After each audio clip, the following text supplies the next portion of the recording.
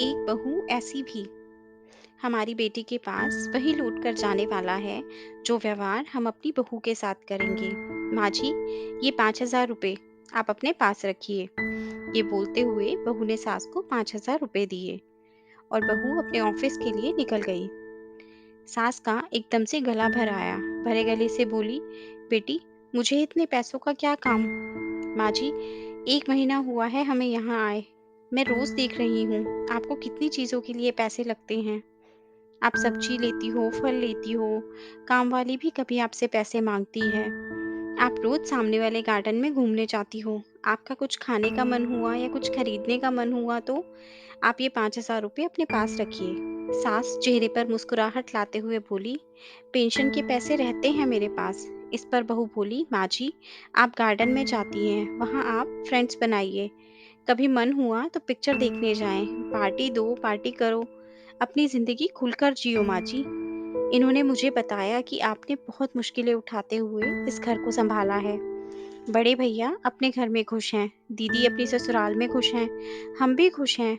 अब आप किसी की या कोई भी चिंता किए बगैर खुश रहें। सिर्फ अपने लिए जियो। जो आपके मन में आए वो करो। मैं जानती हूँ आपने अपनी कितनी मुश्किलें उठाई हैं इस परिवार को संभालने के लिए। इस घर को बनाने में भी आपने अपनी कई इच्छाओं का गला घोटा होगा। बस जो हुआ सो हुआ। अब आप सिर्फ और सिर्फ खुद के लिए जियो। बेटी, इतनी छोटी उम्र में इतनी बड़ी बड़ी बातें कहाँ से सीखी तूने। माँ जी, जब मैं 12 साल की थी तब एक दिन मेरी दादी बुआ के यहाँ जा रही थी। मेरी माँ ने दादी को 500 रुपये उनके हाथ पर रखे और बोली, वहाँ बच्चों को बाहर ले जाना, नानी की तरफ से कुछ खाने पीने के खर्च करने के लिए, खिलौने लेकर देना। दादी मम्मी के गले से लगकर रोने लग गई और मैंने इतने पैसे आज तक कभी भी दिल खोलकर खर्च नहीं किए, ऐसा बोलने लगी। तब से मम्मी और दादी का व्यवहार आपस में अच्छी सहेलियों जैसा था। माँ जी, मुझे ये भी पता लगा है कि इस परिवार को संभालने के लिए आपको अपनी जॉब भी छोड़नी पड़ी। कितना बुरा लगा होगा आपको, कितनी इच्छाओं, महत्वाकांक्षाओं का दम घुटना पड़ा होगा। इसके बाद हर छोटी बड़ी बात के लिए आपको पति के सामने हाथ फैलाना पड़ा होगा। तब पति भी उपकार किए जैसे पैसे दिया करते थे।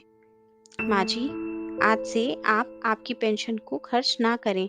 पेंशन के पैसे अपने पास ही रहने दीजिए। अगर मुझे कभी आवश्यकता लगी तो मैं आपसे मांगूंगी। बस बेटी, सब कुछ आज ही बोलेगी क्या।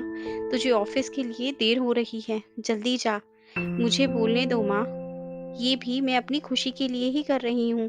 मेरी माँ हमेशा कहती है कि 16 से 18 घंटे घर में काम करने वाली महिला को कोई समझता ही नहीं। लेकिन तुम अपनी सास की मेहनत को ध्यान में रखना। प्यार बोओगी तो प्यार ही उगेगा। सास ने डबडबाई हुई आंखों से बहू को गले लगाया और आंखों से ओझल ना होने तक दरवाजे में खड़ी रही। बहू के आने पर मैं इस घर की चार दीवारी में बंद के रह जाऊंगी, ऐसा सोचा था। पर बेटी, तूने तो दरवाजा खोलकर मुझे बाहर का आसमान दिखा दिया। किसी की बेटी हमारे घर की बहू है और हमारी बेटी किसी और के घर की बहू है। हमारी बेटी के पास वही लौट कर जाने वाला है जो व्यवहार हम अपनी बहू के साथ करेंगे। दोस्तों, आशा करती हूँ आपको ये कहानी अच्छी लगी होगी और ज़रूर कुछ नया सीखने को मिला होगा। आपका एक लाइक, शेयर और सब्सक्राइब हमें ऐसी ही और वीडियोस बनाने के लिए मोटिवेट करता है।